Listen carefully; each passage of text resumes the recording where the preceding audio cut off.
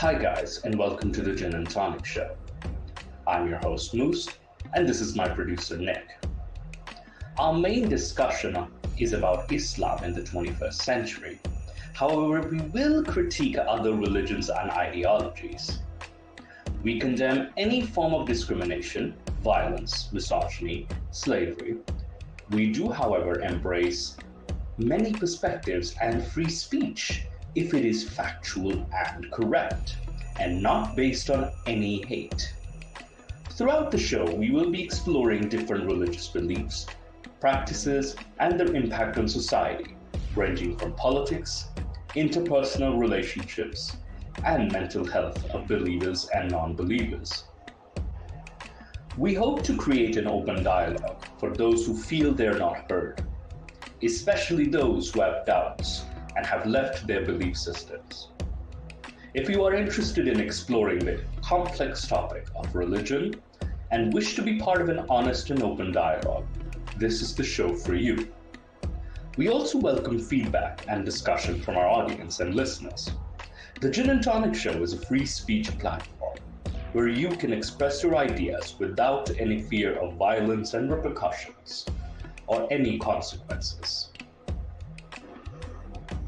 Please do join our discussion in the live chat as well as the comments. Thank you for stopping by and enjoy the Gin and Tonic Show.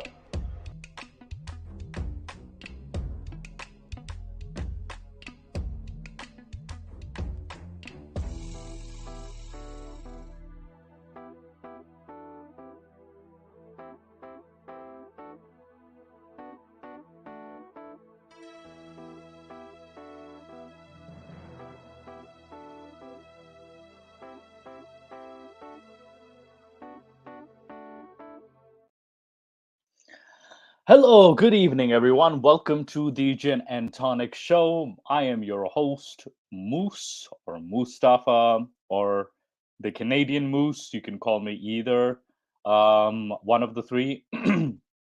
But yes, today I am without my co host and producer, Nick.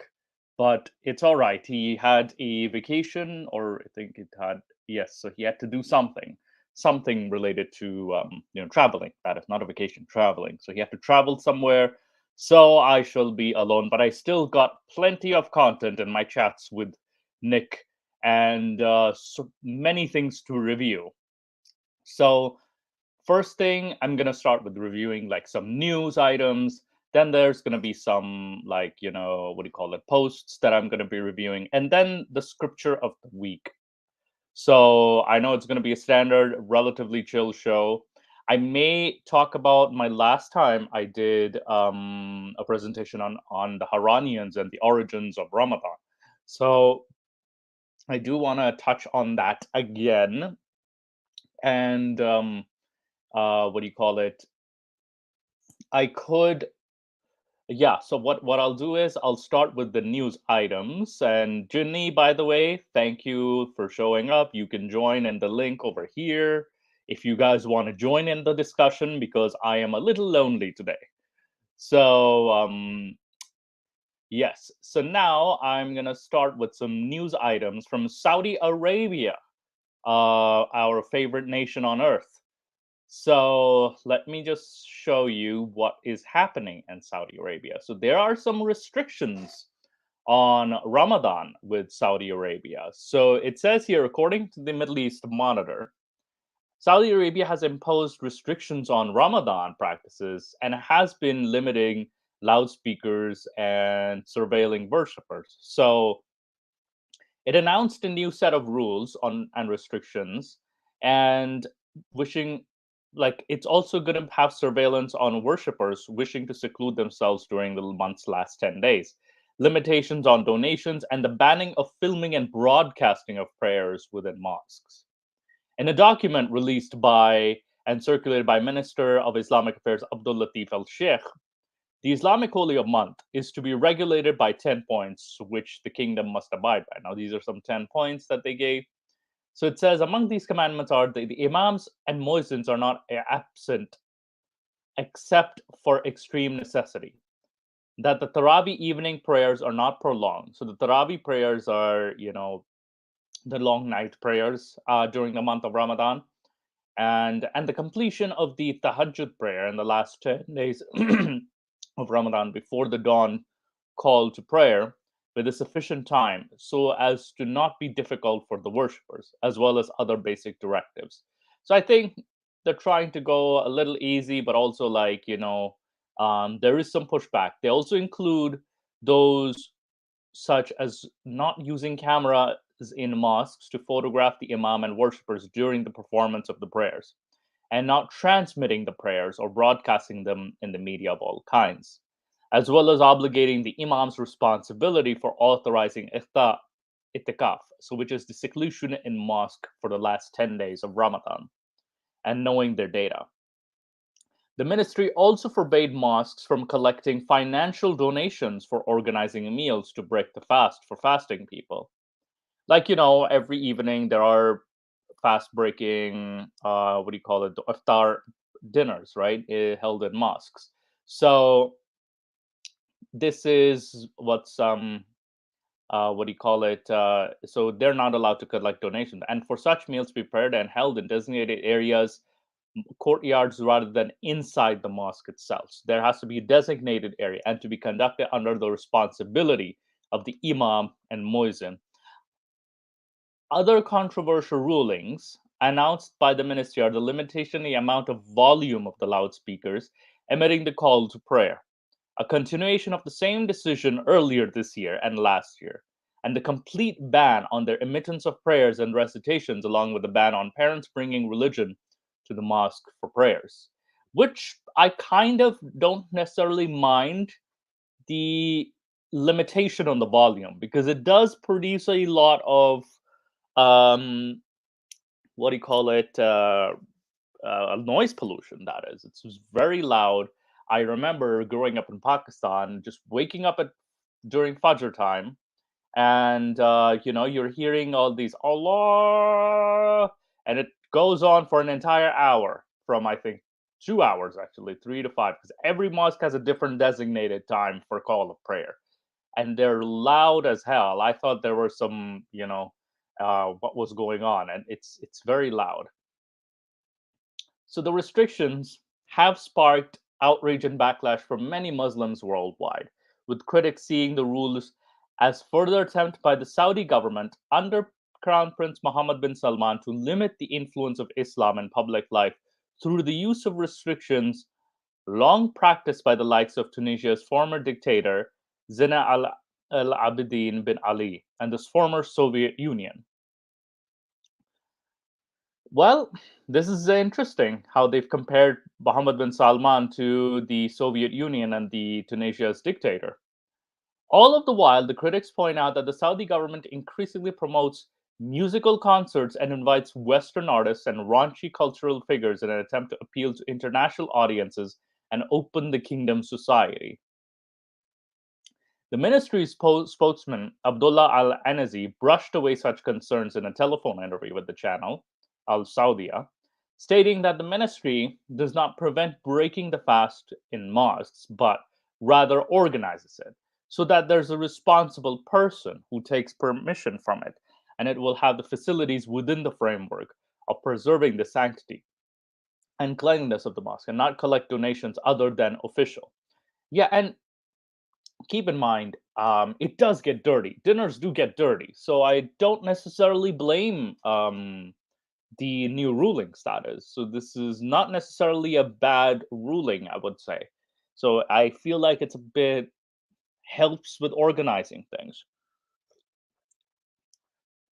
He also addressed the ban on filming and broadcast as it aims to protect platforms from exploitation and not issue due to mistrust of imams, preachers, or lectures, but rather avoiding any mistake, especially if it was unattended. So yeah, you're not allowed to record the imams or the prayers or broadcast them or live stream them, pretty much. So which is popular a lot, very popular. I wonder if I could see the comments. I don't think I could see the comments. Okay, I could see the comments here. Oh boy, that's some nice comments over here. All right. Let's see here. Jamal X says Saudi and Israel Both allies of the US are the real tyrants. Read. Key American allies in the Middle East are the real tyrants by Danny, I'm probably butchering it, Jursen, America's favorite apartheid state. Some will be surprised even if that I included Israel in this imaginary troika. Certainly, on the surface, Israel's democracy bears no relation to the political worlds of Saudi Arabia and Egypt. Still, scratch below the gilded surface of Israeli life, and you'll soon unearth staggering civil liberties abuses and penchant for institutional oppression. After all, so extreme have been the abuses of even more right of ever more right wing Israel against stateless Palestinians that even mainstream foreign leaders and scholars now compared that country to apartheid South Africa, which is not necessarily wrong. Like, of course, this is not necessarily wrong. But yeah, it's but then again, what does this comment have to do with the risks? As predicted, the Kaaba would be captured. The polytheists. End of times. Oh dear Lord. Oh dear. I know I say out of habit. Oh dear Lord. I say it out of habit because again, I used to be a theist. I used to be a Muslim. So I would, send like I would. So I say this shit like this out of habit, pretty much. Hello, Dudabites. How are you? By the way, Jinny, you can join the link, or anybody wants to join the link to help me feel less lonely. All right, now I'm just continuing with these comments over here. These are laws are all based on Prophet Muhammad's acts. Interesting. Prophet Muhammad, did he have loudspeakers during his time? I don't know. So Saudi Arabia is the acknowledged leader of Islam. Now will other Islamic countries follow the example of Saudi, or will there be opposition to the new guidelines? Wait and see. Bless all. So it's going to be interesting because it could have a trickle down effect too with the new restrictions. Then this person says they will have loudspeakers for Ramadan throughout UK, France, Belgium, Germany, Holland, Finland, and of course Joe Biden, USA. Wait, why Joe Biden, USA? And then it says, I'm sure it's helpful for those hard of hearing. Like, LOL. But if Israel increased surveillance of its own gates during Ramadan, when terror attacks tend to heat up, they are the worst offenders of freedom and human rights in the universe. Like the differentials in judgment aren't glaring enough. What's up with shoving Israel into this? Holy month, with Palestinians, Jerusalem. Oh, geez, why are they shoving in Palestine and Israel into this? Does depending on land. I feel like he wants to say defending own land is terrorism, but it's like depending on land. Own land based on your land gift. You misread the history of Holy Land. Oh man, those the pro-Israel, pro-Palestinians don't do and LOL.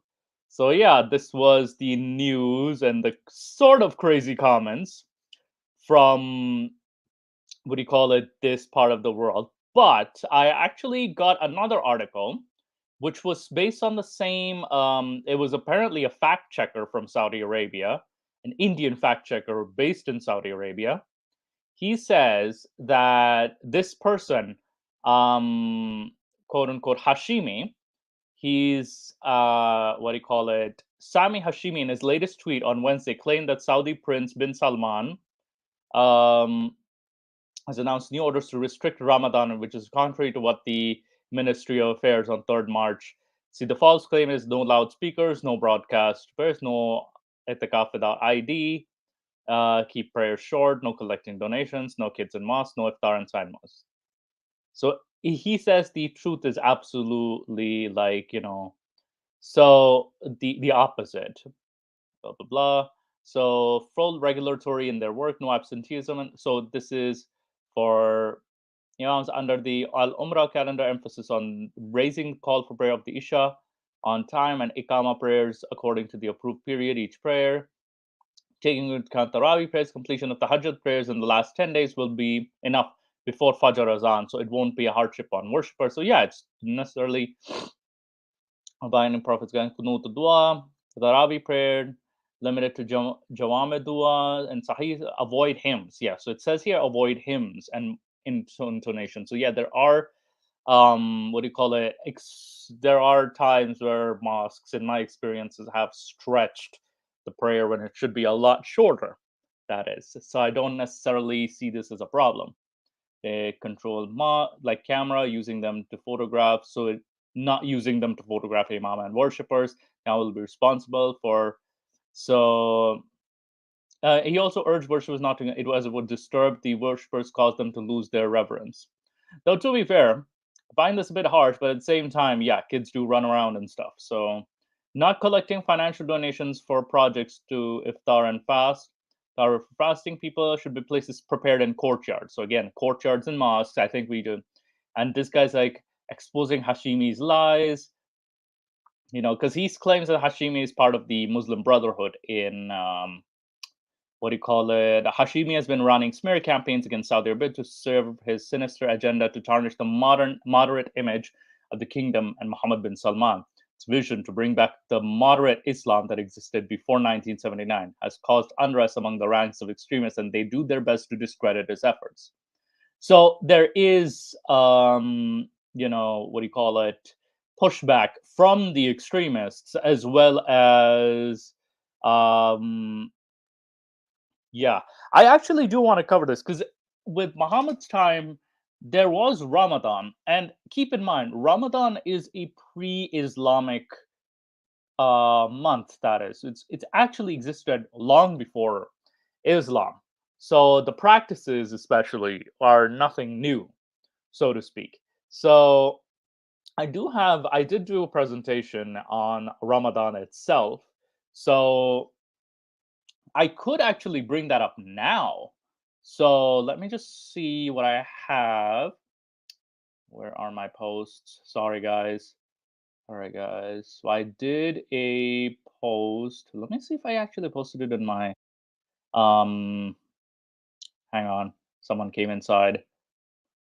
Hi, Jenny. Hello. How are you doing today? Oh, sorry, I couldn't enter before due to some technical issues No worries. No worries. So on my side. please welcome a very well cultured, very well mannered Ginny who will come into your dreams and tell you history It's complicated.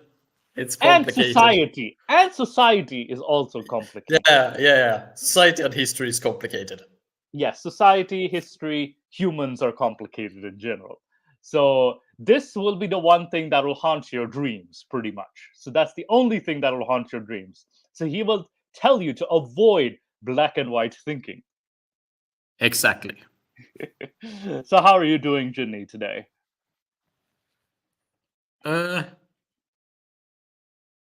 Kind of a bit tired, but anyway, besides that, I'm fine. All right.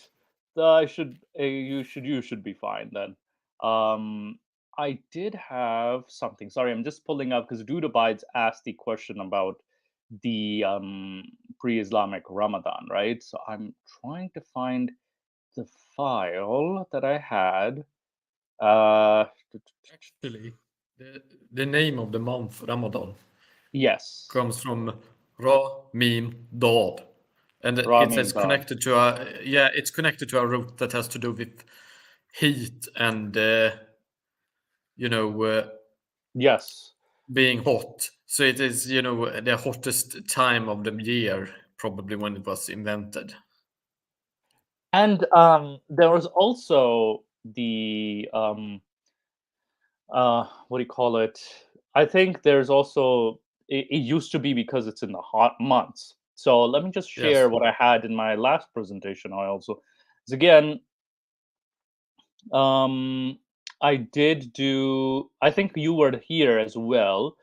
So I think I did do something on Ramadan. Yeah. So one of the five pillars. So I think there was pre-Islamic, yes. So it's yeah, the Ar-Ramad as well, or Ramada, which means intensely heated by the sun. However, the Fluent Arabic website claims that Ramadan was named such because the sins of the believers are burned and evaporated away, just like the sun evaporates water from the surface. Now, I reference another article by Ramona Ali, who said that it was during the scorching summer month. That's why it was, basically, that's why the name Ramadan comes from. And fasting was prescribed to those. So even the Quran acknowledges that fasting was not necessarily a new practice. Sort of the pagan Arabs were familiar with this. I So, mean, many of the Semitic, even the polytheistic Mesopotamians, actually had fasting periods. yes. So this is And goes back way far. and there was I think there was something about crap. Where did I actually put this? So I think it was this article, but is it? It's not available anymore. Hang on. Sorry, I'm just seeing pre-Islamic Ramadan. Oh, geez, Eid and its origins. I think it was Eid and its origins.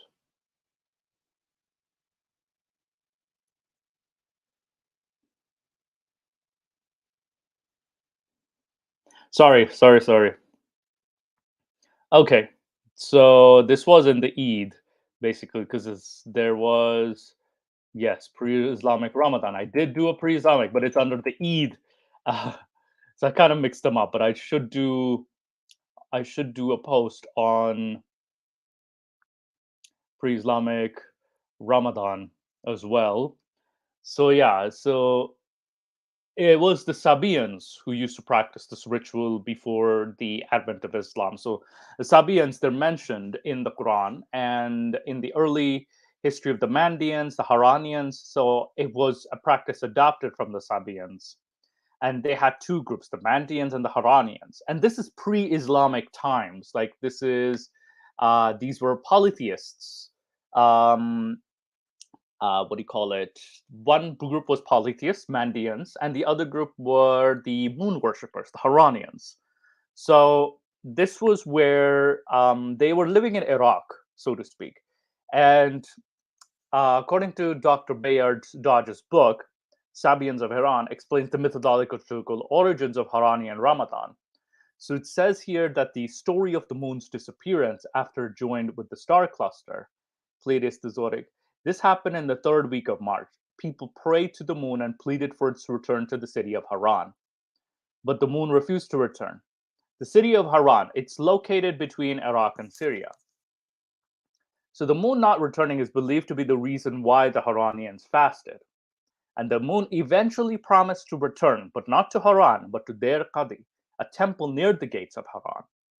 The worshippers of Sin, or Nana, which is the moon goddess, went to the temple to welcome the return of the moon to celebrate with a feast. And keep in mind, Sin Nana is basically the Babylonian or the ancient Mesopotamian goddess of moon deity. And this deity could have been also popular in Arabia. Ibn al-Nadim, who was a 10th century historian, wrote that various religious groups, like the Haranians, they fasted for 30 days in honor of the moon god Sin, and its end was celebrated with a feast. On page 319, he wrote that the feast was called Al-Fitr, which is the same name as Eid al-Fitr. So, Might I just say some yes, things yes, about yes. these? If we go back a bit, first, their Qadi is usually a monastery, so it's some Hmm. sort of Qadi is the judge, probably. Hmm. So it's probably some sort of or someone that renders judgment. So it's probably some sort of hierarchical, mystical, reclusive order that is Yes. described here. Then al-Fihrist is, means index, Right. and it's the name of several works and books, so it doesn't actually say much. So Yeah. it could just that they gave this manuscript. Oh, it's an index, so we just call it Yeah. We just know the the author's name pretty much, yeah. like Ibn Ali And al-Madini. Yeah. I mean, it's also important, just because similar terms are used by Arabs to describe similar phenomena doesn't mean that this was actually the thing from where Islamic phenomena evolved from. We need to remember that fitr just means, like breaking the fast generally. I mean, Yes. we say breakfast. Breakfast. That's literally breaking the fast in English. Yeah. Though keep From in break mind and though. fast. Yeah. Yeah. Though keep in Yes. mind So though, the Haranian practice though, it was very similar to the Ramadan because 30 days they were fasting for 30 days, and then it ended yeah, with but what solstice. the But the thing parallels is that are 30 days of very fasting similar. is also observed among the South Semitic peoples down in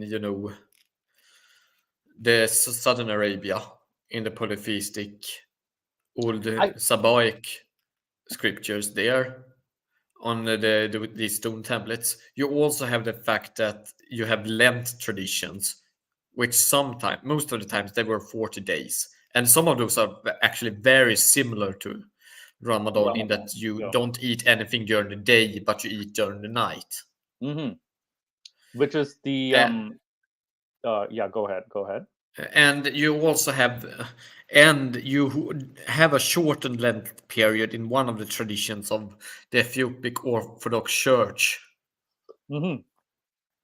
which is 30 days, and it's also done in just the exact same way as the Islamic Ramadan is done, in that you don't eat during the day, but you eat after sun down, and before sunrise. And there are also rules about what you can eat there, so it's actually a bit stricter, but A bit it's stricter, pretty yeah. much the same. And so there could be even influence from the Ethiopic church because I see the Haranian tradition I see is the most similar, so to speak, because Yeah, but even the ancient Akkadian Mhm, religions of Mesopotamia had fasting. So the yeah, thing is that these could just be convergent cultural evolution. yeah, because They might yeah, share some similar origin if you go back far enough, but that they are similar isn't due to the sharing of this concept of fasting, but rather just due to coincidence. it could be, but like the parallels are too similar. When they're too similar, there's No, definitely I some. disagree. They're too similar, and not only that, it's related to a moon, and also like Ibn Abi Zinad No, no, no, states. no. I will argue against this, just because this view that. Firstly, I will argue against that Allah has anything to do with the moon, because That's not what that's I'm arguing. That's no, not no, what I'm no. Oh, arguing. sorry. But secondly, I would say that there are plenty of traditions that are just as similar elsewhere, and that have must have evolved separately, because they are the they evolve from previous Jewish or Christian traditions. It could be, but definitely I see again, I would disagree because again, there is um some link with the Haranians and the Medinites Y- as well. People of Remember residing in also the that this Medina. guy is from the year 1000, 400 Yeah. years after the existence of Islam. Islam can also have influenced these sects that he is describing here. Keep in mind these sects existed long before Islam, and Yes, not they only did, that, but but does religions always remain the same? not necessarily no. But keep in mind, Is- preceding religions did influence Islam, though.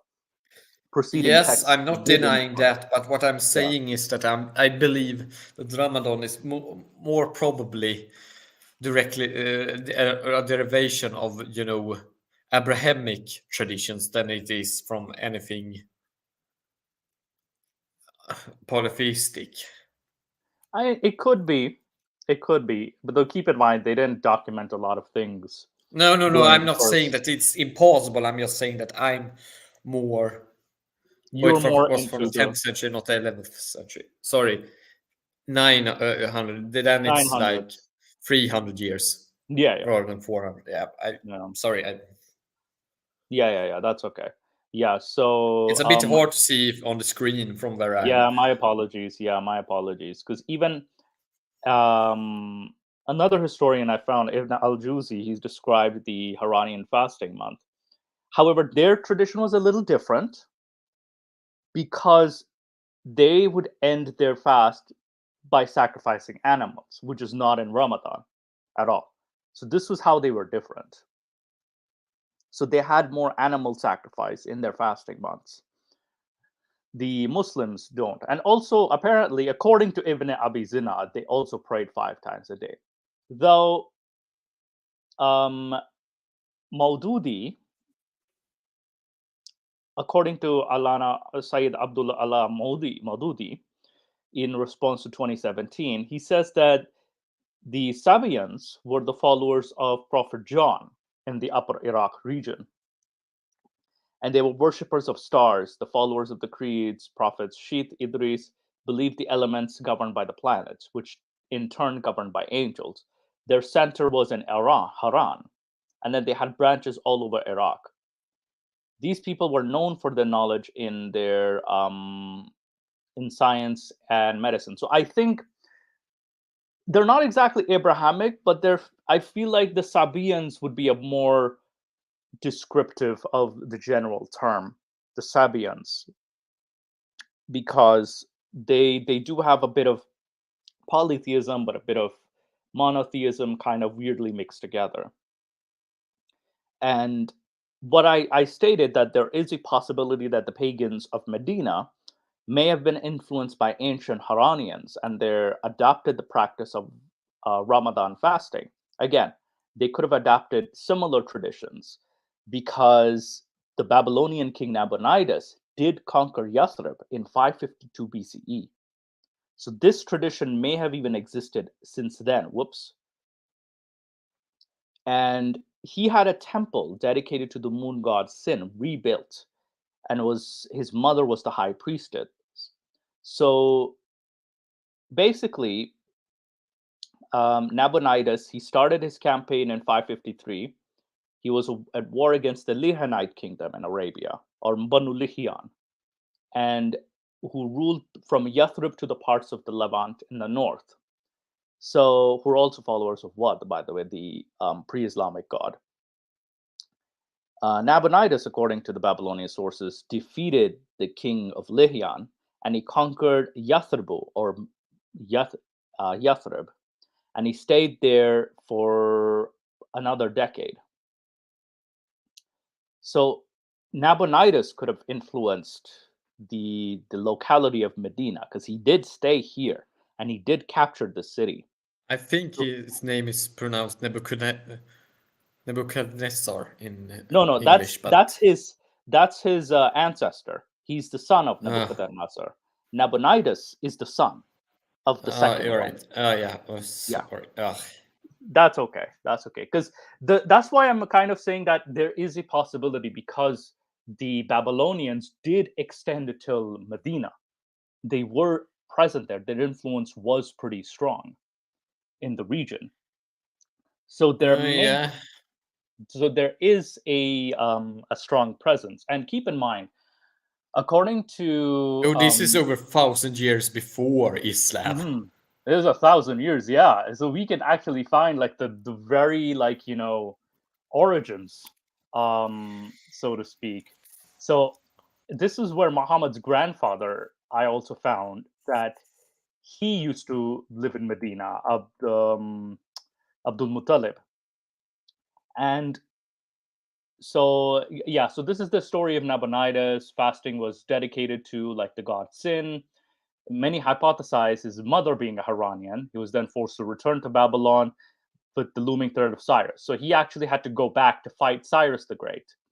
And they fought, and then he was defeated. So there are two accounts: either he was killed or he surrendered and graciously retired.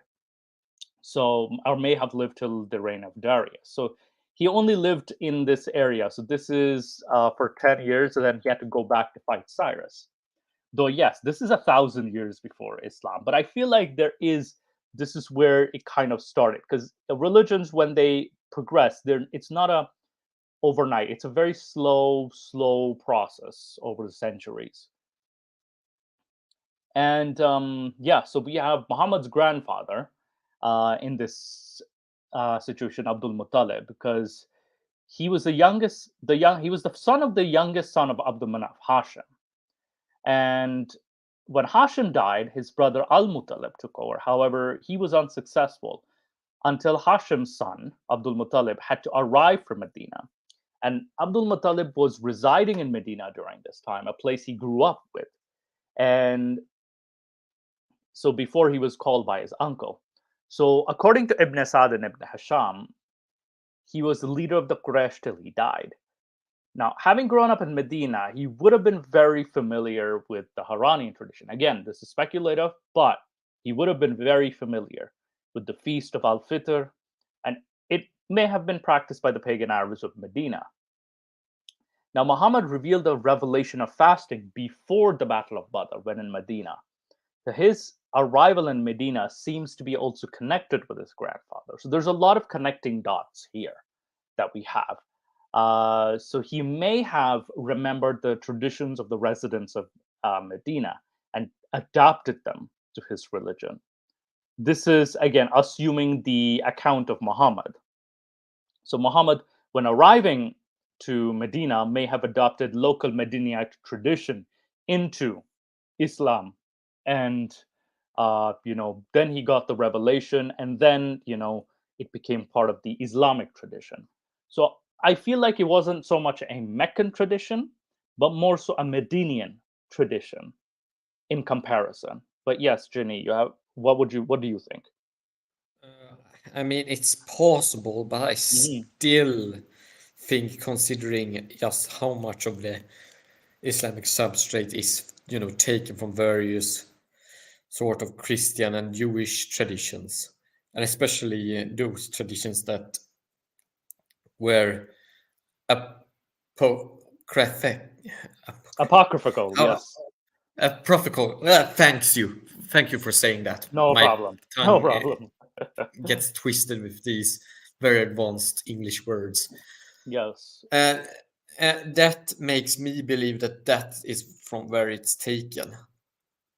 And the apocryphal text did indeed, which you bring up, did indeed influence the writings of the Quran as well as the Hadith writers, too, technically, because many of the apocryphal books, like the life of Adam and Eve, is the same story which was reworked and put it into the Quran. And there's a few, crap, I don't remember which text it was, that did influence some of the stories. Oh, I should review some of these stories, both apocryphal stories as well as Talmudic stories that do have parallels, did influence the Quran.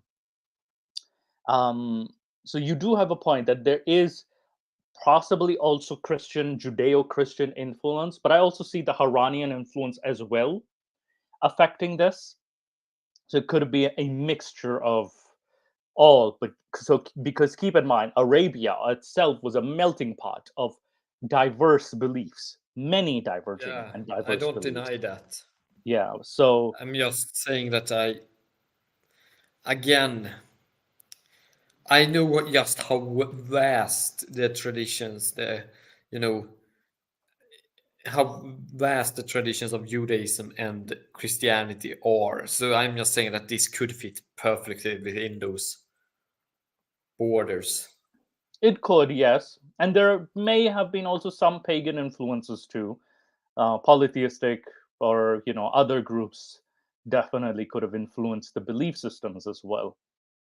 So the very concept of the fitr or fasting rather, in which the Quran also admits, fasting itself is not necessarily a new practice, but rather it has already had an established long tradition of of existence.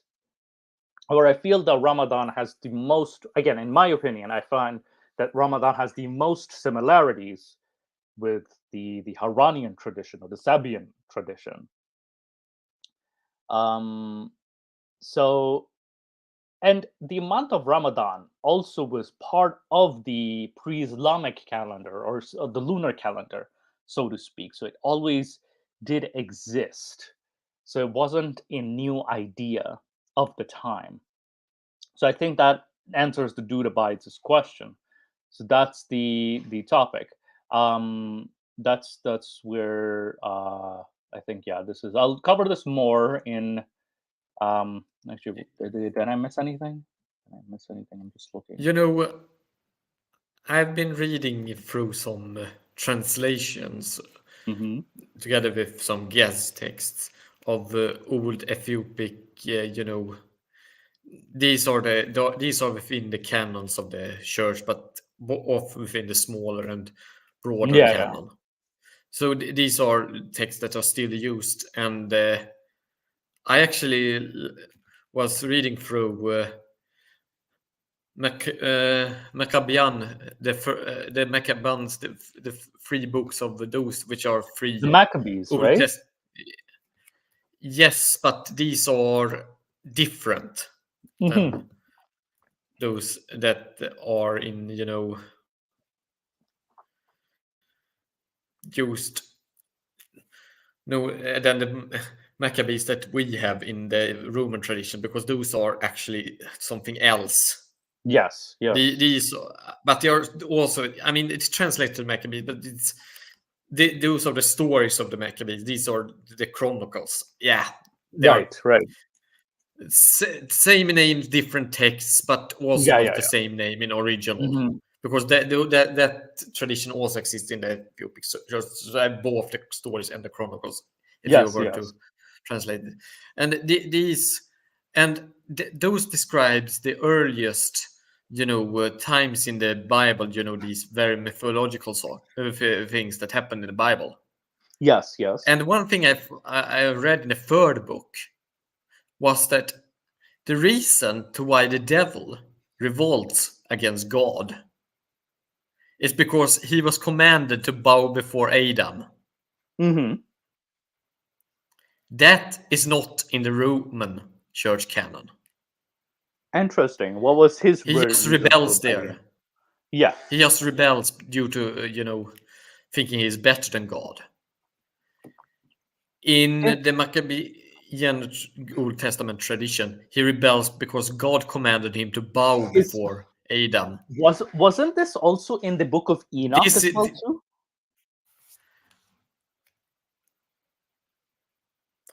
I don't think that. Because I remember a story of Sataniel. He does lead a revolt against heaven. Um, Yes, he revolt. yeah, yeah. Do confirm. I may be He wrong. do. He does. I mean, the thing is that the devil does revolt against God in the biblical tradition and the Western, but it's never told except he does it out of pride. It's never stated what was the reason. Yeah, yeah. However, this appears to happen in the Ethiopic canon. And Dude Abides has a question for you, Yes. Jen. What does also both of us actually any similarities on Lent and Ramadan apart from the 40 days and 40 nights?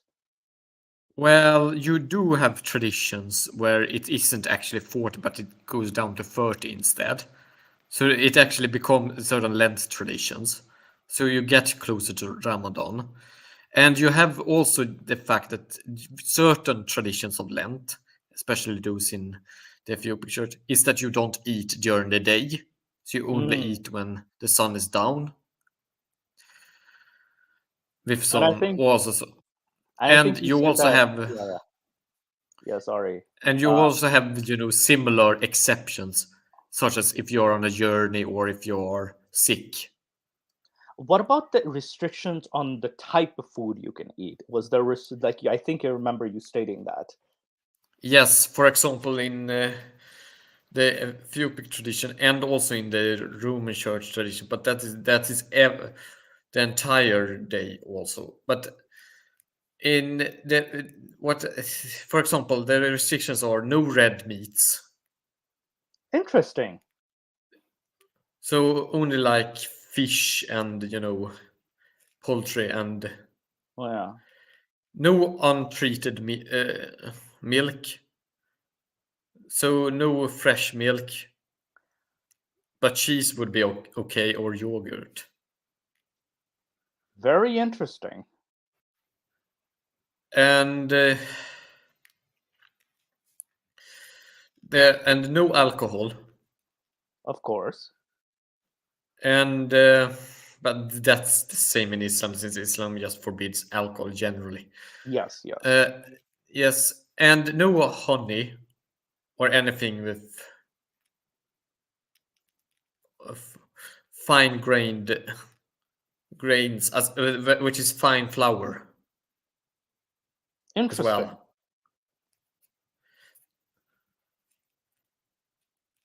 That is pretty much standard bread today, but back in the day, you usually didn't have the time to make these really now flour, so you had it kind of the whole grain. Interesting. So yeah, that would be the similarity, but I feel like that would make it slightly different from Ramadan in the sense that there are more restrictions on the Ethiopic tradition than Yes. Ramadan, because Ramadan, of course, we would have the general no alcohol, Oh, no yes, cooked you're also pork. supposed to end the fasting by giving charity. Right, yeah. Or that seems very similar to me to Zakatul Fitr. So yes. Zakatul Fitr. So it's very similar. So there could be an influence, and the almgivings was also in the Haranians too. So there is like a lot of similarities within the same region, so to I mean, speak. we need to. Ethiopia is pretty far away, but but these places were pretty well connected by trade. Yeah, So and Ethiopia is more connected to trade to Mecca comparatively yes, to because Medina would be influenced by Haran, but Mecca, if you look at it geographically speaking, again, we're ignoring the Petra theory, we're ignoring that. Let's just assume it's Mecca's there. yes, and I'm actually, the more I've looked into it, and especially the port city of Jeddah, which is just outside of Hmm. Mecca. We don't Yes, have archaeological evidence of Mecca existing, but we have very well documented archaeological evidence of Jeddah, and Jeddah only makes sense due to Mecca and the water coming from there. so it could have existed as a settlement, but not necessarily as a big city, but a port city rather. Kind of both. I mean, the Hmm. matter of the fact is that Mecca kind of functions due to its geographical location and resources. More specifically, its water resources, Yeah. and it would naturally grow up as a city due to the fact that you have an ideal port close by, Yes. and you have water. So Right. and you're in the middle of the land trade routes, so Mm. you can quickly make water trade into land trade and vice versa in the Mecca area, and it becomes an ideal stopgap for getting more water and Absolutely. resting place for caravans. And we do have evidence of many other settlements that are around Mecca from the time. Yes. Yes. So Hello. we do have also, like, again, like I said, there's conflicting theories about, like, Mecca's existence on maps. Yes, we're just putting that aside for now. We're just Yeah, looking at yeah. Mecca as a Sorry, location. it went. As a But yes, location, they would yeah. definitely have had contact with the Habashi or the Yes. Ethiopians. Yes. So I mean, even after Islam, the Ethiopians actually sacked Jeddah and maybe mhm, sacked Mecca too. probably there's a very good likelihood, because there were invasions of Arabia from that side. Yeah. Actually. I'm talking after the famous, Year of the Elephant and that. I'm talking after Islam already has, the Really? Islamic Arabic invasion. Yes, because Really? they did get into conflict with the Aksum Empire in the Right. 8th century. So they sent an Interesting. expedition and they kind of did piracy along the entire Arabian coast. Wow, I actually did not know of this incident. This should be covered. We should cover this incident and some similar wars And after the sources Islam. are actually kind of contradictory here because the Yeah. Ethiopians claim that they actually did sack Mecca.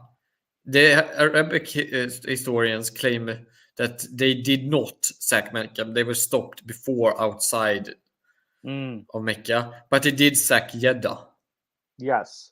So Jeddah was sacked. And by the way, just a quick side turn. Yes, dude abides. Ramadan's not 40 days, it's 30 days, but sometimes Yes. 28, 29, depending on the moon cycle. Yeah, So because it's a because lunar calendar. and because it's a lunar calendar, we often see, again, I'm just like, we often, when we used to start the month, we used to see the crescent. We would be on the lookout for the crescent, and then the end crescent we would be on the lookout for, as signaling for Eid. So the extra day maximum would be 30 days, bare minimum would be 28 days. So that's how we would calculate the days of the month. But yeah, sorry, Jenny, I interrupted you. Oh yes, but they could very well had influences from the Axum Empire due to Absolutely. trade. I I mean, we do know see that it they though. traded with them heavily Yes. Yes. and And still continued after the rise of Islam. They didn't stop. They instead they increased and buying yeah. of slaves. So you know, And Aksum did reach the borders, actually did even capture Medina too. I think one of the Tubba kings. Again, no, there's so no, many no, kings no, named. they didn't. They never reached that far north. They were stopped Really? just outside of Mecca. Yes, when they did invade from the south. But what about the Tubba in the 3rd, 4th century? What about him? I mean, they never came that north. Weren't they stopped due to a coalition which included Medina and others? I mean, it was just outside of Medina. It was during. I will definitely double check Oh, I on. have to look this up again. Yeah, Sorry, me too. this. Me too. Because I know there was a war with the Arabian kingdoms, and they did want to capture Medina or Yathrib at that time. Yeah, but I have to think double look into it. I think that they were stopped just outside Mecca rather than Probably, Yathrib.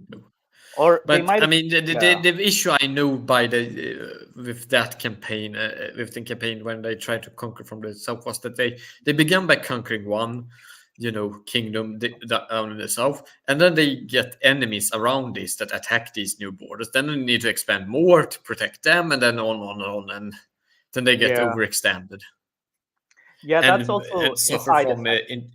yeah. Yeah, it's a weird side effect of conquest. Like you end up conquering one area, you'll end up conquering more areas by default, pretty much. But yeah, this was definitely an interesting, quote unquote, uh, influences from especially the Ethiopic Yeah, side, yeah, because which is I'm suspecting that a lot of Islamic traditions actually do originate from there. hmm and especially And like Some parts of the Ethiopic Alexander romance also come in the Quran. I think it was the pillars that held up the heavens part, and some parts of like Gog and Magog. I don't remember exactly, but there are some Ethiopic influences. And Which that would be the Syriac tradition, not Oh no, the the Ethiopic. Syriac is the 1883 to 101. That I know. That's Syriac confirmed. But then other parts of the Quran, which is like holding up the pillars, right? There is something in the Ethiopic tradition. Again, I forgot, but I'll double check. Again, I am only speaking from memory. Again, my memory could be biased. I will admit that my memory could be biased. Um, so yeah, this is where the interesting topic was. But I apologize to you, Ginny. We're also going to be reviewing some other stuff since it's April Fool's Day. Um, we will be. Nick has I'm sent going to me need my some. aspirin, ain't I? The what? I'm going to need my aspirin, ain't I? Maybe. All right. So I will have to do. Oh, this post really annoyed me so much. I will apologize if it annoys you. Again, it's the repeat again of Islamic scientific miracles of the Quran. And I feel bad for Generation Z, um, Gen Z, to be honest, because they're getting all this on their feed, in their Instagram and their TikTok feed, all this nonsense. And then here we are getting restricted and banned. I was banned 7 times from TikTok. Then again, I was a bit mean too. So anyway, let's see this. I apologize to you, Ginny. You're gonna need your aspirin. Whoops. So,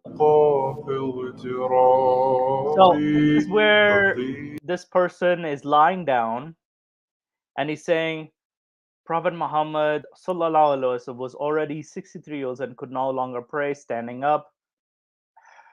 I have doubts over this claim. I have doubts. He died of poisoning. I think it was due to the poisoning of the meat by um, the Jewish lady. He was an orphan, no denying there. He lost his father, mother, grandfather, uncle, and 7 of his children. So I know he lost his 2 sons. But how many other children did he lose? Because I know he did have his daughters dying. 3 of his Yeah, daughters. But that's 5. I mean, I haven't kept count on all, but that Because would. This is entirely possible. Fatima survived. Fatima was the one who survived. Yes. And she's the only one who survived. And that's where his lineage sort of continued. Yes. He was insulted, beaten, and rejected by his own tribes. That's not necessarily wrong. It is in the narrative. The woman he spent 25 years of his life with had passed away. He had plenty of wives. He kept himself happy. This is not, he was okay after that. He had fought in many wars, of course. That's he traveled through the Arabian desert in a blazing. He did this so that we can be Muslims today. Oh man, oh this preachy nonsense. Jenny, does this remind you of something?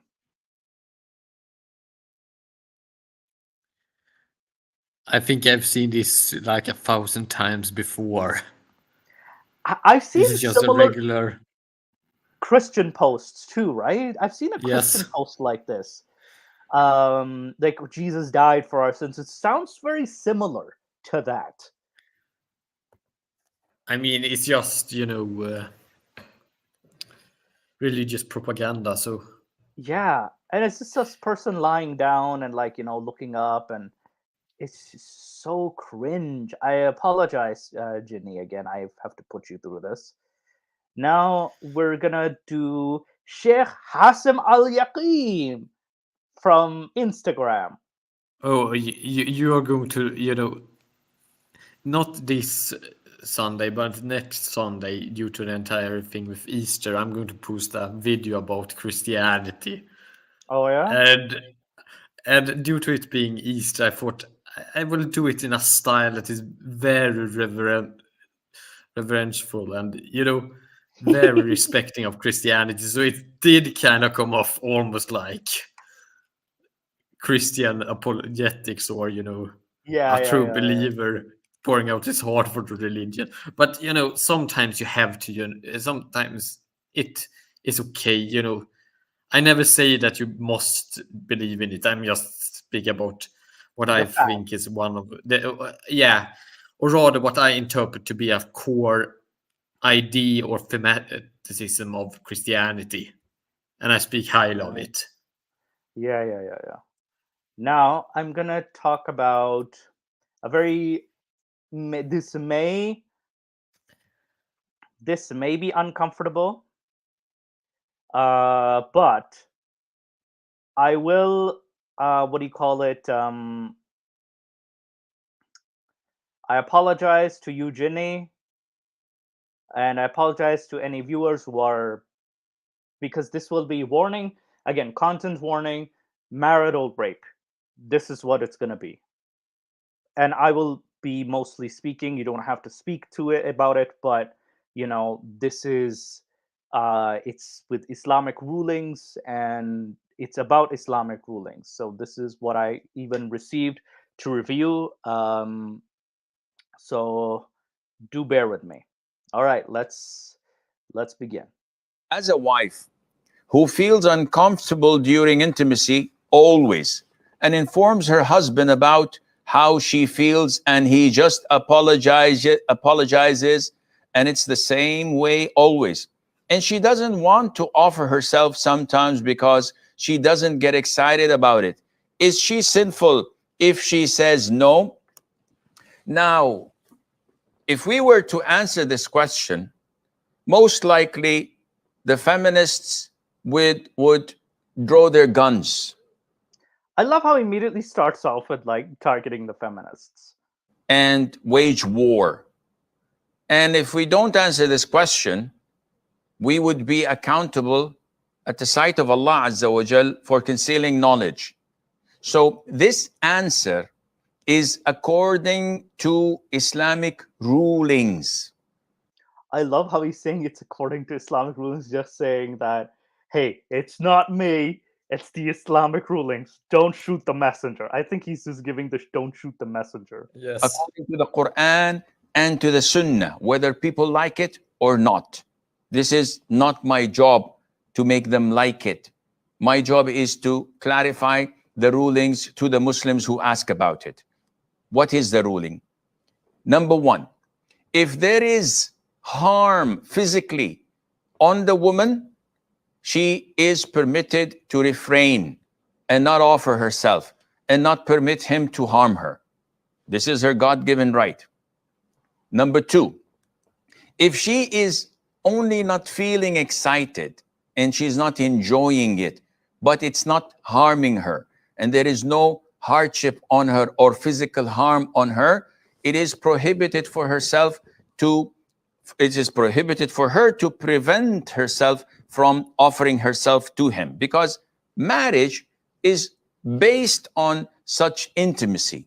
Why would a man marry a woman and pay a dowry and open a house? Remember, guys, you only marry because you want to fuck. That's it. I don't want to do this, but I feel like, oh God. I'm in this situation where I'm debating if I want to go and play devil's advocate for him. I wouldn't I bother. really don't want to. No, let's finish this first. Roof on her head, provide for her food, not ask her for any financial contribution, none whatsoever. Why would he do that? Simply so that he could enjoy staying with her and being intimate with her in a halal way. If she prevents him from having his rights The Prophet, without any legitimate reason, the Prophet told us, alayhi salatu wasalam, that the angels would curse her all night long till the break of dawn. And this is every single night. So this is a major sin, and she has to be really careful not to do that. If she is not happy in the marriage, she can bail out. She can ask for khul', give him back his dowry, and she goes to her father's house without no problems, without any harm done.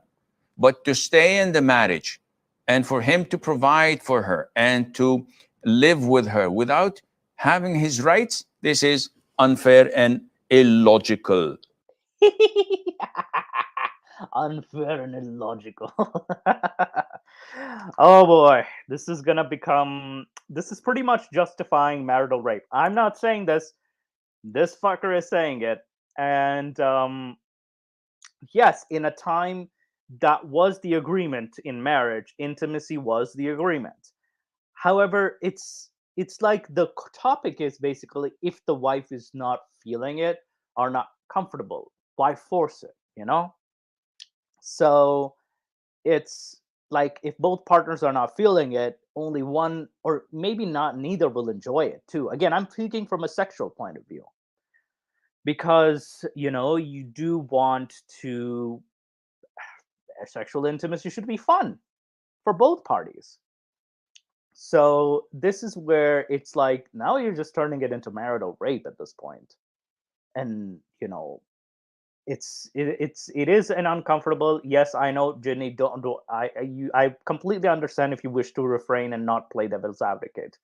Um, but yeah, I know he's trying to say it from the halal point of view, right? Like, you know, but at the same time, like there is the factor of coercion, so to speak, coercion of the woman into having sex. Because there are traditions that do say that even if a woman is riding on a camel and if the husband wants to have sex with her, she should immediately do it. And chapter 4, verse 34 of the Quran, you could beat your wife. And there was the tradition of, you know, you could separate the beds and all that stuff. The disobedient wife, even the disobedience could be her refusing to have sex with you. And the angels, if she refuses to have sex with you, the angels would curse you all morning. This is according to Ibn Kathir's commentary, so to speak. So this is, I apologize again, this is a very uncomfortable topic, but this is marital rape, clear and simple. It's, you know, without a shadow of a doubt, this is marital rape. And, you know, there's like, it's forcing the other partner to be subservient to the other when they're not feeling it, that is. And sometimes, you know, you just don't feel it, that is.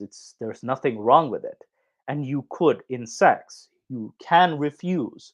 Even in the last minute, you can refuse if you are uncomfortable, because it is, you know, it should be fun and it should be not uncomfortable. I don't know. I'm sorry if I'm also giving you guys a little bit of sex ed too, because this is the kind of shit that, you know, otherwise you're gonna end up like incels if you grow up with this shit. If you don't get the sex ed. So yeah, Jenny, if you wanted to contribute, feel free. If you want to refrain, feel free. You can add I something mean, if you like my about marriage. if I were to play devil's advocate, I'm not doing this because I actually Believe in this, yeah. support. No, but you know, just because we need some balance on this, even if it is very one-sided.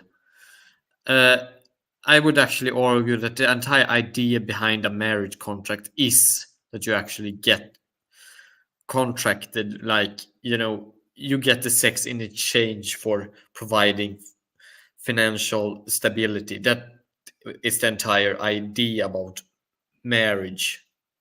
Well, it's Because not just you know, sex. and It's not just it ensures also the, you know, passing on legacies, and the, you know, stabilizes certain things, you know, when it comes to, you know, inheritance and such as well. And keep in mind though, I get it. It's it's the sex is the exchange. But what is the sex doing? It's producing the offspring. That is what the Yes. sex is doing. So, however, if the wife is not feeling it, I'm and not saying that this should be the case, but I'm just saying that this historically has been the case. has been the case, yeah. Now, keep in mind though, you have like And you Islamic said, Sharia is a result of this sort of historical, state that has been the case for most civilizations in, pre-modern, early modern times. and this is why you have sex to pass on to the next generation. Now, you do want to also enjoy with your spouse, but it's not. I have to give a little sex ed too. It's not going to be fun if only one party is enjoying and the other isn't. And it is rape, pretty course much. not. And it is, You're gonna in force. most modern, or no, I don't want to use the term modern, but most countries in the Western world has implemented laws against Marital rape. forced sex within the marital rape. And this So is it is a crime. yeah, and I would say after 1983 in Canada. in many Western countries, not all, but Yeah. So what I mean, but he's not arguing for an audience in Western countries, or at least I hope not that he's followed, and then it leads to. I mean, probably someone will in the Western countries will try this, and then It's it on will. Instagram. Yeah, it's on Instagram, and this person Yeah. is, Oh God. and also it's a public platform, and also he's saying this is a Sharia ruling, and I would say, like most secular countries have laws against marital rape, and this what he is preaching is marital rape, and even by definition you're forcing the other partner to be subservient to you, and they're going to be uncomfortable, and when they're uncomfortable it creates resentment. Think of it The psychologically, it will problem create resentment. that I have with describing this as preaching marital rape, though it would be that if he preached directly towards, I mean, it is more a problem of what is his audience and what is the legal situation there, because marital rape is a legal accusation, isn't it? That so, most. What do you mean legal? I mean, this is still forced sex against It's someone's forced will. sex. It's bad Yeah. morally, but I don't think we should use the term rape because it has legal connotations, and No, it is rape, Ginny. It is rape. Rape is yes, forced sex. if It you is. just if you look at it only morally, but it's kind of like doesn't this also have legal implications with which I think can be if we begin to use terms like No, if he he's uses preaching the rape term, or yeah, yes. and honestly, I'm just stating the facts. This is marital rape. Yes, this is what it is. It's forcing the other wife to, Yes. Have sex with you. It's forcing someone to have sex with you. It's pretty I plain mean, and it's simple. completely immoral. I'm not arguing that. What I'm just arguing against is that isn't the term rape actually a legal term? And Not thus actually necessarily. discussing it when it comes to, in a context where it isn't a crime, isn't that kind of like saying that, things that are legalized in one country but not in another, and Not it's necessarily. talked about in that context where it is legalized as a crime would be kind of unfitting. I don't know. No, here's the thing, right? It's not necessarily a legal term. It is a general term too. So it's not necessarily just in the legal context as well. So, Yeah. I think that I will clarify. So because the legal term would be sexual assault. All right. So thank That's you. the legal Just to term. clarify it, it's because my English isn't that good. So I Yeah. Okay. it's kind of like, because when you, for example, say someone that he's preaching that someone should get killed, that is different from saying that he preached that someone should get murdered. Yeah, because keep in And mind, it's just that I think that it's kind of important sometimes to separate and not, talk about things out of context as that have real legal weight, because we could get into trouble if we do that. I don't know how law functions in Canada, oh, don't worry, but because again, I know that in Sweden, if you call someone having done a crime, even if it in the context it wasn't a crime, but it could be condemned as a crime, you can still get and liable punished. for Yeah, libel. it's libel. But keep in mind, though, it wouldn't be libel to say he's preaching marital rape because of the fact that it's one, it has to be the truth. If it's not the truth, a libel would have to be a lie, so to speak. It would have to be a false accusation or a lie against said person. Yes, but I was just wondering how marital rape, whether it was a legal term or not. No, And the legal, or it yeah. is just, or it could be excused by just as a general term to just describe the situation, because that made me a bit uncomfortable, because when you're saying that someone is doing a crime on, for example, this show, it could make you up for being liable to libel. I just felt a bit, when we do these accusations, I was just a bit worried. So sorry. Oh, no worries, no worries. I know you're a bit worried about the terminology status, but Yes. don't worry. I think we should be okay. And plus, um, I gave the content warning. This is going to be discussing assault. This is going to be It discussing is. marital It rape. is. This is. So I It gave is the content warning. disgusting. Yes, and I I gave the can content agree with warning, you. and it would make some viewers uncomfortable. So I gave that warning straight up before discussing this. And I think, speaking of which, I remember you stating murder and killing, right?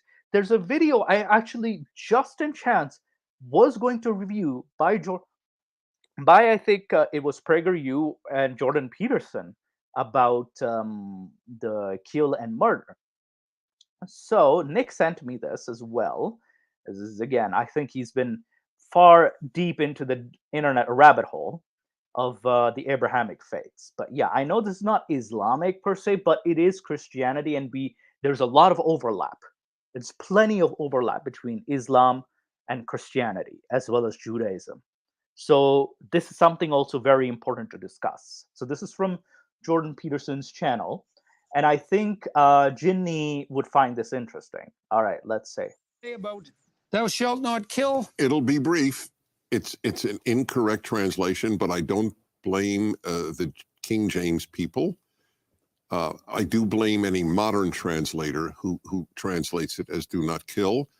It's "do not murder." Hebrew has two words for homicide or for killing, just as English does. Kill and murder. In Hebrew, harag and ratzach. This is ratzach. It's clear it's "do not murder." Murder is illegal killing. There is legal killing. You can kill an animal to eat it. You can kill a human in self-defense. So if it said "do not kill," we would have to be pacifists and vegetarians. Got anything to say? So what do you think, Jinni? I mean, he kind of clarified what was my point when it comes to Yeah, and there were that this previous discussion we had, because I thought that he lives in a context where what he discusses isn't a crime, and thus should we really discuss it as if it is a crime? yeah, and keep in With mind, terms that yeah, implies crime. That was what made me a kind of. I suddenly began to think about it, and then it went into yeah, I think, a kind of off-road. yeah, I think you thought it too much. You overthought it, Yeah, but it's okay. I'm kind of bad at doing that Yeah, a lot of the time. and also, I think Dudabites, you asked, do these rules apply to Muhammad's concubines? Absolutely not. Yes. I mean, Because it's the same rule as you can't deny sex when you are a legitimate, belongs to, what your right hand possesses, yeah, it's the right. or Chapter is your 4, wife. yeah, chapter 4, verse 24 is your right hand possession, which is, and it's a possession. And according to, I think, Sheikh It was, I believe, crap, I forget his name. He was actually honest about it. He said that the slave is basically in complete submission, has to be in complete submission to the master.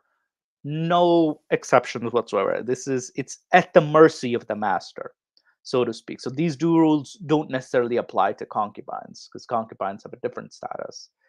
Um, and yes, I think that this is where what do you call it? This is what differentiates between a spouse and a concubine. A concubine is pretty much is at your mercy. Now, how you also ask about the tradition of the moon splitting. That's more of a miracle Yeah, of the moon splitting. That's not so much of a tradition, but more of the miracle. And I think it's in Sahih al Bukhari, I believe. Hang on, let me just pull it up from sunnah.com. Moon split. 1 second. I it's just know there also was. something that became much more pronounced in later traditions. It wasn't something that was discussed as much in comparison to a lot of other things in earlier Muslim traditions. Which was the moon splitting? Yes, the moon splitting. Yeah, okay. I have a. Because because when I did a video about moon symbolism and wanted to look it up, Yeah. and it actually does not appear much in the fiqh traditions or in the traditions about theology in Islam. Because it only comes in like Sahih al Bukhari's time period, which is in the 9th Yeah, century. but even then, it's just one other hadith, or it's just Yeah, some other hadiths. It's not something that was anything major. yeah. It wasn't Because something that was really discussed. Not like for example, throne verse in Quran, or for example, the hand of God, or or these attributes, or yeah, the attributes of the angels in right. the So I have in in the my hadith screen, traditions. Judabites. I have in my screen. The moon was split into two pieces. Sahih al Bukhari 3871. Then we have moon. The moon was split into two parts during the lifetime of the Prophet. Bukhari 363a. And then the moon again in Sahih Muslim 280. This one, I want to see if there's something more detailed. Uh, this one's an interesting. The moon was split into two while we were with the Prophet. He said, "Be witness." And then a piece of the moon went towards the mountain. 3869. So it gets a little weird. During the light, moon was split in two parts, and showed them the miracle. Then he showed them the splitting of the moon. So this is reported a lot in Bukhari. Um, 5 things have passed: al-Lizam, the defeat of the Romans, the mighty grass, the splitting of the moon, and the smoke. This one's an interesting one about like prophecies, like the defeat of the Romans, the what do you call it?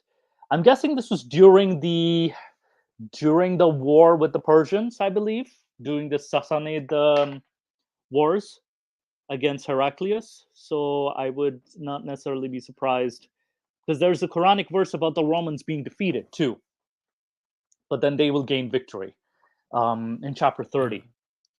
And then we have the moon was split. Ibn Abbas reports the moon split.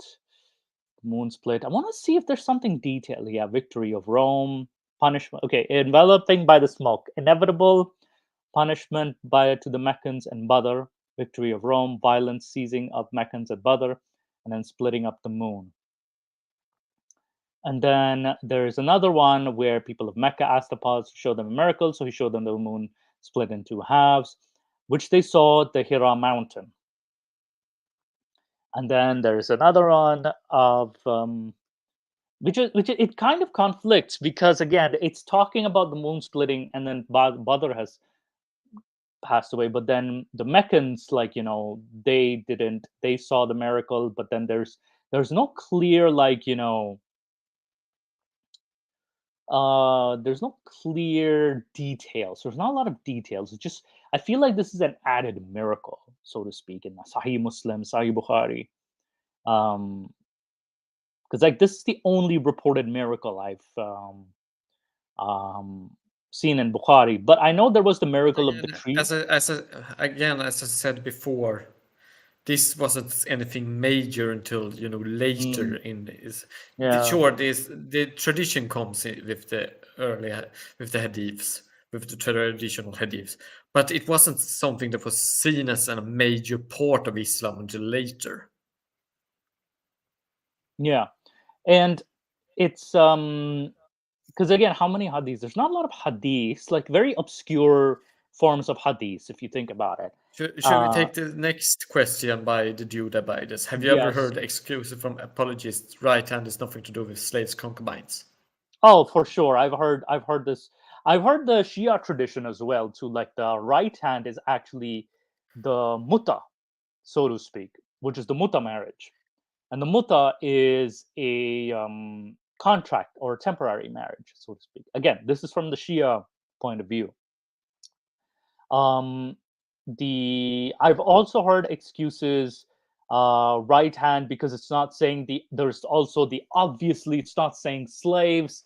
There's also that. There's plenty of excuses. I mean, they do have this term about manus dextra in Latin legal traditions about slaves. The right hand possession, right? Yes. Mm. And So this was it comes from probably from Roman traditions about using that term for cattle, humans, and other living property. yeah, and especially with what do you call it? Slaves were property, like Ginny said. Slaves were your personal property. Also, yes, I mean, but the term right hand is used actually in other traditions before Islam. right. So that would be something that I would use to counter these claims that it hasn't to do with slavery. If you aren't going to even go into the fiqh traditions where it's obvious that this has to do with slavery, it was Yeah, interpreted as being slavery because it yeah. is. And the term, like And you said, now existed before. Fauji Serial wanted to say something as well. It says, "Stop lying. Splitting of the moon was metaphorical. Lama lol. You know what I mean." And then his second term is at most no. Mutta and right hand are two different things, but in the world of excuses, anything goes.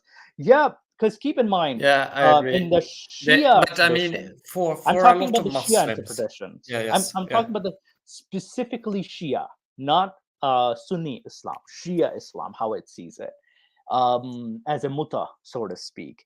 And a mutta is like a contract. So the contract being sex most of the time, if not all the time. So it's a temporary marriage. Heck, it could even last one night too, the mutta marriage. I have heard the term sacralized prostitution almost described Yes, about and that. there's even a mutta business in Iraq, apparently. Uh, I wanted to cover this that. was also an issue in Sweden that they had allowed these marriages because they were counted as prostitution by Swedish law, and Yeah, but they were done by Shia. yeah, and with it was, and it's a very exploitative practice within the Did Shia you that kingdom. by this? He sent another comment. How do you How have do you have sex sex with with? if your right hand indicates your wealth? It is because it also indicates your slaves because they are in the Right, same category. right. Again, just don't picture Scrooge having sex with his coins. Please do not do that. This is the Roman tradition where the thing is that the right hand is better than the The manu left hand, yeah. sinistra. The left hand is the weaker hand. Thus, you say that right hand is the strong that has control over the left, and the left are Mm. And the slaves. wasn't there something about giving with the And right hand too, than being giving the yes, left hand? Yeah, so it's better to give with the right hand than the left hand. yes. This has traditions both going back to Judaism and the Roman tradition. So this is something that exists around the Mediterranean and that's probably wandered down. Yeah, and definitely there, because Rome was in quite the proximity. I wouldn't necessarily be surprised how Rome had influenced many of the wordings, so to speak. Also, I know somebody asked about the moon splitting. There was something about the moon splitting that I wanted to share, which I actually found on the internet, hence why I feel so bad for Generation Z. So, there's this claim, and I think you've heard this too. So, this guy claims that evidence of the moon split miracle. Now, he says I'm going to Cheraman need my Perumal. aspirin. Yes, you'll need your aspirin for sure. Cheraman Perumal, the king of Malabar, India, witnessed the splitting of the moon and had a journey to use the Arab Peninsula to meet the Holy Prophet and be a Muslim. There's a very old tradition in Malabar, southwest coast of India, that Chakravarti farms, one of their kings, had observed the splitting of the moon, the celebrated miracle of the Holy Prophet at Mecca, and learning on inquiry, prediction was coming of the coming messenger of God from Arabia. He appointed his son as regent and sent him to meet him. He embraced Islam at the hand of the Prophet and then returned home at the direction of the Prophet, died at the port of Zafar in Yemen, where the tomb of the Indian king was piously visited for many centuries. Now, here's the reference. India Office Library, London, which is reference number Arabic 2807. It is quoted in the book Muhammad Rasulullah by M. Hamidullah. Now, this in itself gets very suspicious. Also, the same Indian king is also referenced by Christians as well. The Christians reference him as, he met St. Thomas or something like that, and then converted to Christianity. So this claim in itself is, very based off of stories, but rather there's no historical accuracy to this. So this doesn't necessarily show the splitting of the moon, because again, the splitting of the moon was not witnessed by many, if it ever even happened. And secondly, as I discussed in the hadith, the moon goes over towards the mountain. Then also, we also have the issue of the tidal waves would have been influenced. There could have been a lot of floods. So then he uses this source. Moon split was witnessed in England. However, this was in 1178. 5 monks in Canterbury, England, reported to have witnessed an unusual phenomenon in the sky. The monks reported an impact which saw the upper horn of the moon split in two, and a flaming torch sprang up, sprue out over a considerable distance, and hot coals and sparks. They must have been high on something, for sure. They must have been high on something. And it's in the year 1178. So it's not in the same year. It's not even in the 7th century. So I don't know why he's using this source. Then again, he uses, of course, the hadith, the two hadiths. So it's very and then he says how to prove Islam in 4 steps. This is the kind of garbage that he posts. But yeah, there's no the Indian king record itself is extremely doubtful, and I think I have a comment that he probably deleted. Yeah, I am the asshole that says that the Indian king did, even Christians claims he went to St. Thomas. The source is a Muslim source, which makes it very suspicious. The masjid, which he claims that was actually built in the 1100s according to the inscription. So again, there was allegedly a masjid built in India. And the second date is irrelevant. No other person witnessed the moon split. Even NASA has debunked this. And the title changes would be obvious. And then he starts arguing with me as a Muslim, old manuscript. It adds to the credibility. He goes on this nonsense of the chains and I'm the asshole says, please, the fact that a Muslim made this up seems very likely. Muslims have lied and continue to lie about scientific miracles. On top of that, hadiths themselves are said to, or he said, she said, 200 years later. Even Sahih hadiths have huge problems. Christians have similar stories. NASA literally said, did you sleep under a rock? I'm sorry I'm mean. I'm sorry I'm very mean. I really apologize, guys. I'm very mean. But, this is the kind of shit that you people... Oh, God, no. All right. And then there's more evidence of the moon split, but he says the Mayans recorded the miracle.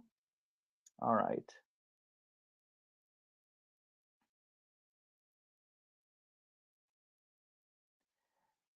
And Ginny, do you have anything to say to this so far?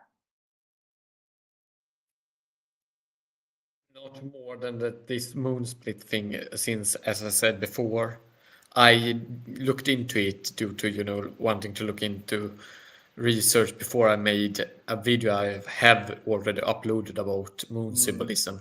I wanted to look into it, but I just saw that it more or less confirmed that this wasn't a big thing until at least pretty pretty late in Islamic historical time, which is to say, it became popular with the rise of the Ottomans. Yeah. It existed earlier, but it Yes. wasn't, a mainstay of theology or a proof of the truth of Islam. Yeah, because as it became later. Yeah, because it was recorded in the 9th century, but again, there was nothing in the 7th century about the moon splitting at all, nor the 8th century. Recorded in the 9th century, and only, like you said, much later it became very popular. The Gregorian date, he claims this is the Gregorian date 9th. It's interesting that auguries from the books Chilam Balam gives the day Mani version in bad omen, while it was considered evil. Nevertheless, a man was able to record a broad sweeping change in the calendar Koban China and Bata, which agrees. Janus, he's just making calculations. Kudos for Janus. No, he had no idea it was. What are you saying? What is this guy saying? But if one reads the rabbit in the mirror, one will see that not only was the rabbit a new addition to the home of the moon god, it's also cosmic tree, Milky Way. There is something very strange when I join StreamYard from YouTube. Yeah. My image always drops, and I become this lacking image. Wow. Because I can see your image too. To be honest, I can see your image. Yes, here, but if you go into YouTube to live, it drops. But it always happens. It's just something that I have noticed. But it doesn't happen when I join through Discord. Yeah. So it's because then I have the Discord, image, but It's just a hieroglyph. I'm like looking at this. I'm like, this is just a hieroglyph, but it's not talking about a moon split either. So I don't know why he's using this evidence as splitting. Mulhid al-Islam says the Chinese were at that time in bed with the USA and Israel, hence they didn't record it. Lol. Oh, of course they're in bed with USA and Israel, the evil Israeli. I do agree. Israel Israel has now time traveling powers as well. We're time traveling, guys. So we're going to be time traveling, and he uses some Western scholars have expressed his reservation about the hypothesis of Golzer and Schacht. My own position is that the wholesale rejection is mere invention, fabrication, misses the point that the many can be shown to spring from ancient source. You know the term mulhid. You know what it means, most. It's atheist. Oh, does it? Yeah, the term used for atheist. But do you know what it means literally? What does it mean literally? Al-Hada means he has gone, or the guy that has done it, mulhid, is the one that goes to the grave. Oh no! Oh no! So oh man! So I am a kind of guy who's gone with the grave. Oh no! It is actually used sometimes for someone that goes to a grave and the grave of saints or the like. Mm-hmm. So it could have those connotations as well, but the connotation when they are used against atheists is more that they are going to be put in the grave. Oh wow, yeah, this is used against atheists to be put into the grave. It's kind of an indirect threat, so to speak. Yeah. Oh boy. This gets weirdly interesting. And yeah, Dude Abides did have a point on the if it could have been interpreted as a split, but there must have been ancient Chinese records for sure that may shed light on this. Light on this. I mean, the fact that it's only Sahih Bukhari and not the other hadith collections, and that it's just and Muslim, kind of a only Bukhari repeat and of this. Muslim. All right, only Bukhari and Muslim, and it's almost a repeat of the same story, and it's not because some of these stories are repeated there, and it's repeated just a couple of times, not many times. It shows to me that this story was just a one-off story, so it's not that probable that something actually happened. This is something that could have been made up by one guy and then spread around a bit. Yeah, and keep in rather mind, than something that was in strong folk tradition or something like that. Yeah, because in Ibn Ishaq's it means that as well. Mulhidul Islam, it also means dissident. Yeah. The dissident, the one that is dissident or goes off. But that's a secondary meaning. Its primary meaning means the one that, because it goes comes from the grave. Lacht, grave. Oh boy. Or tomb. Oh boy. We could either be condemned to death or we could be zombies. And we could also be vampires too. So we belong to the grave in that aspect.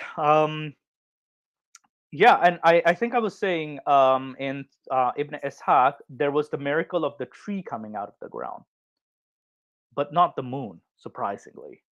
So Ibn Ishaq recorded a different miracle compared to Bukhari.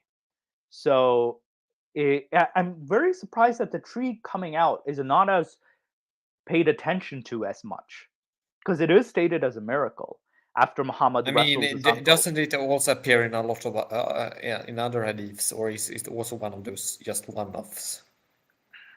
I'm not sure. I'd have to look into the tree coming out, because I only saw it in the Sirah, but not in the Hadith, which is interesting. Yeah, I mean and the Sirah is earlier than the Hadith too, so the Sirah would be like, might have been a popular idea, but it just died down. I mean, mostly many of the earlier Islamic traditions doesn't talk that much about miracles. They talk more about how generous Muhammad was and how his character, right? More so the character. Yeah, rather how he than helped people and such. Yeah. That proves his prophethood. Yeah, which even I think someone on the channel does, try to use his character. And even today, people use more his character, like he was a just and honest man. We trust him, blah blah blah, all that stuff. What do you call it? Just give me. I think I had one more thing to review. It was the story of Lot, actually, and I think you made the point of. I think we discussed the story of Lot before.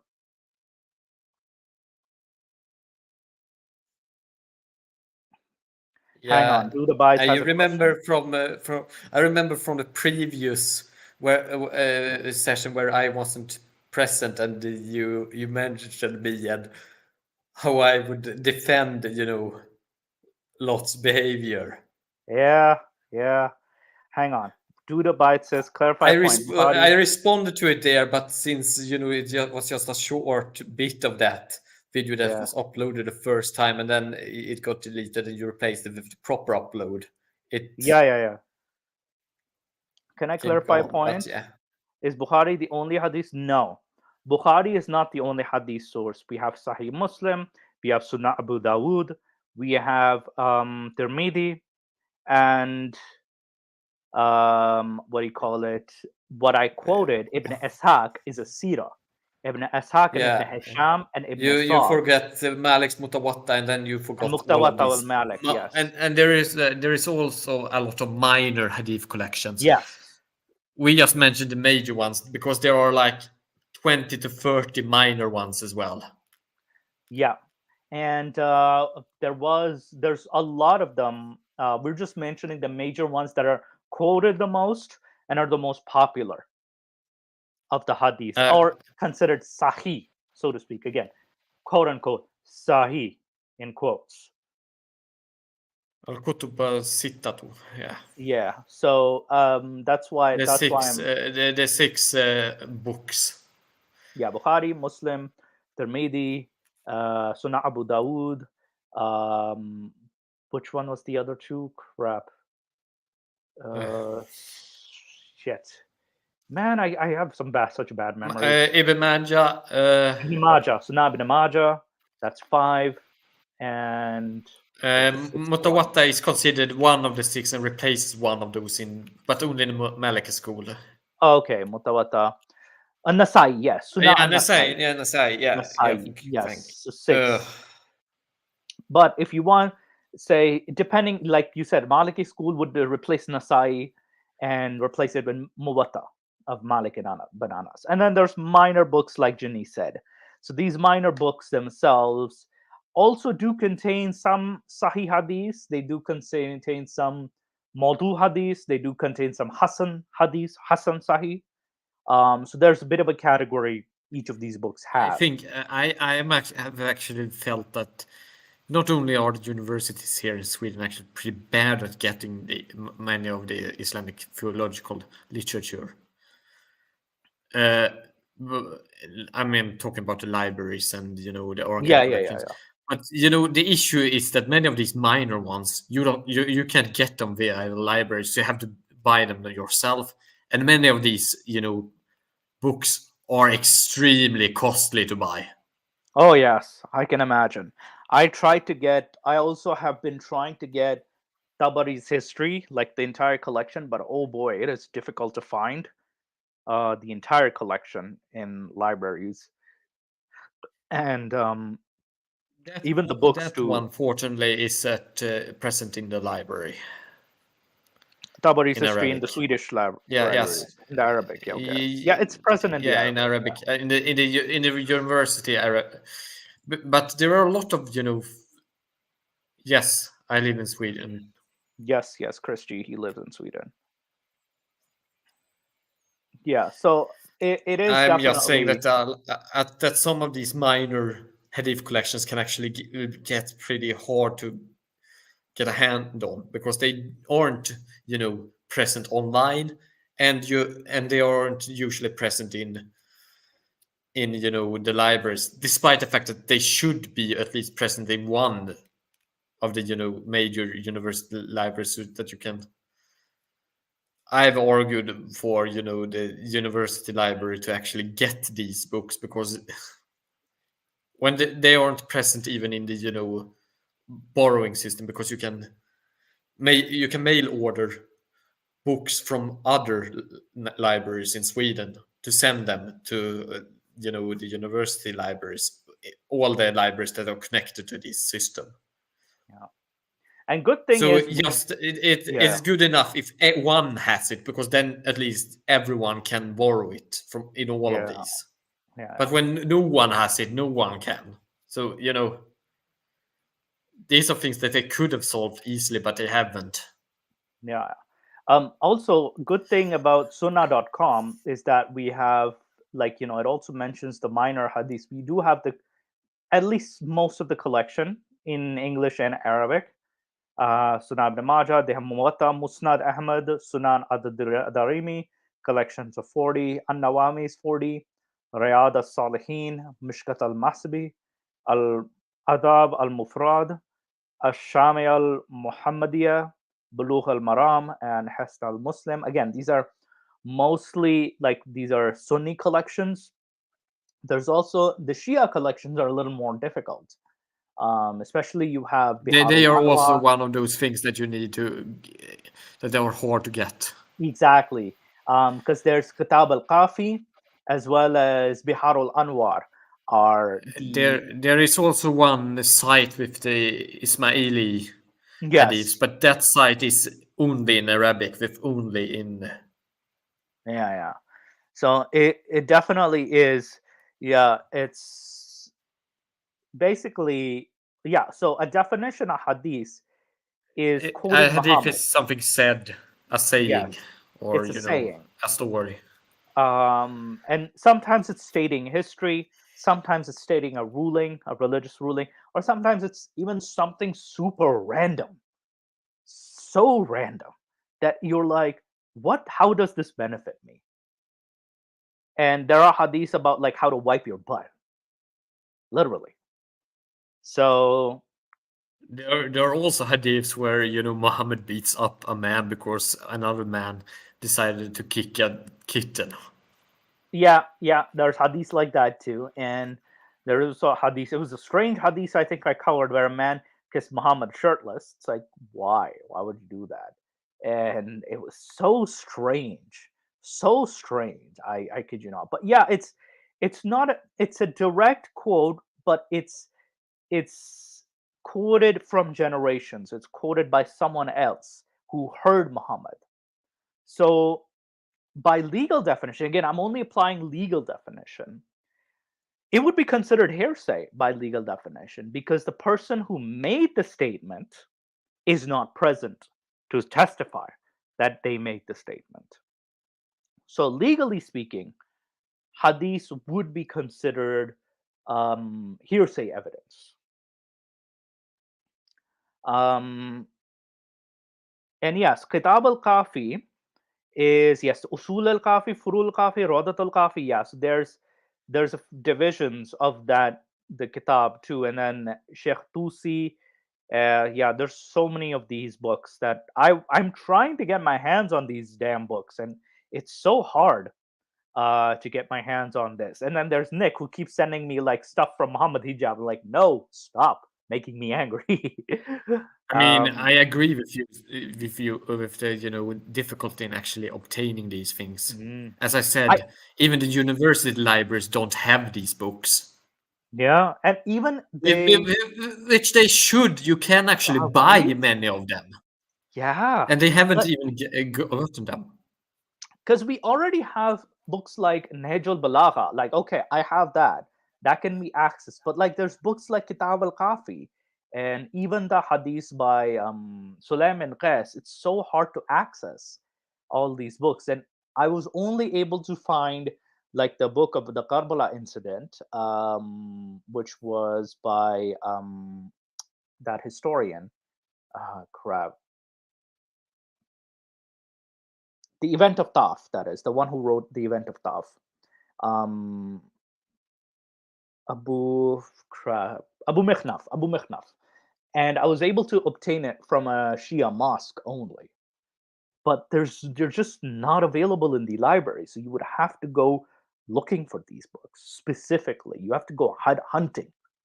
So yeah, that's There, it's surprisingly how much how much of the major literature of even rather large denominations mhm, isn't actually available in public libraries. yeah, and it frustrates personally. It frustrates me personally speaking, Yeah, and same.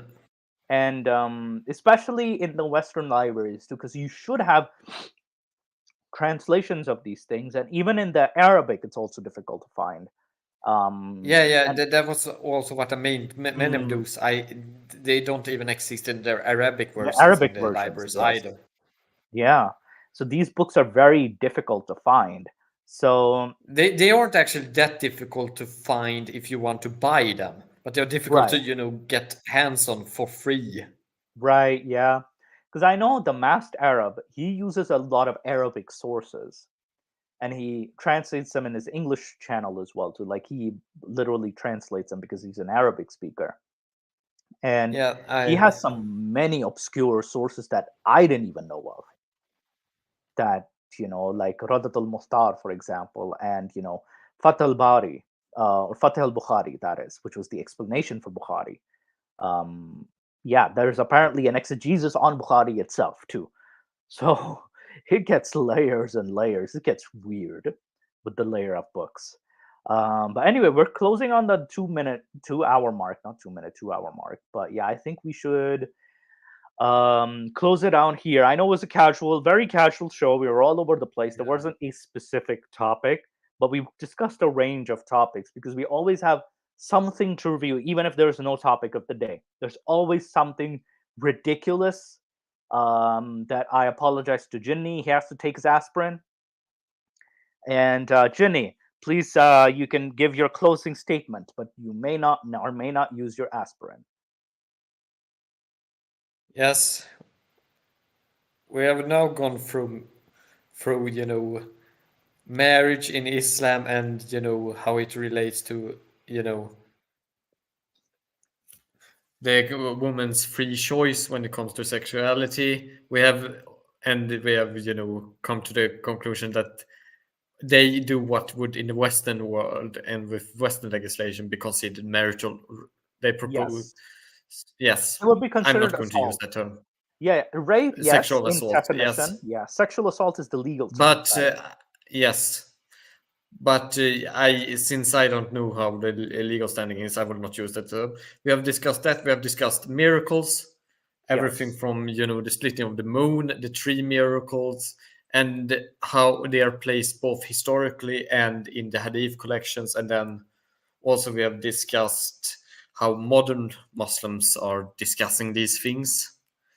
Yeah. And then we have also discussed that a lot of hadiths are hadiths and minor traditions when it comes to the hadith. Some of the lesser hadith traditions are extremely hard to get your hands on, both within Sunni Islam and Shia Islam. And we also discussed like the possible origins of Islam, and we discussed like differences between Lent and Ramadan. Lent and Ramadan. We began with And Ramadan. I had forgotten that. No, yeah, and also the Haranian traditions of Fitr, and how also we discussed like the Ethiopic influence, as well as the northern influence from Haran and Medina. So we definitely, see that the fasting tradition is nothing new. Overall, it's nothing new. Of the 30-day fast, that is, it's not a new idea exclusive to Islam, but rather it existed in both Abrahamic and non-Abrahamic traditions as well. Yes. So And we were kind of debating about whether it came from these pagan tradition or it came from the Abrahamic traditions, and I was much more supporter of it. It's just a continuation of Abrahamic. Yeah. So and keep in mind we had a healthy discussion, and I actually like the what do you call it? Keep things interesting, like keep what do you call it? I wish Nick was here too to add some comedic element to it as well, but he had to travel. So, and I think he had more content to. We'll review more content next week. But thank you again, Ginny, for joining me. I can't thank you enough for joining me, as always. But yeah, thank you guys. Thank you for viewing, and have a nice evening. I won't be doing Discord today because I may have somewhere to go. But yeah, next week we'll try to be on Discord. But thank you so much. Have a nice evening, guys. Have a nice evening, our listeners and viewers.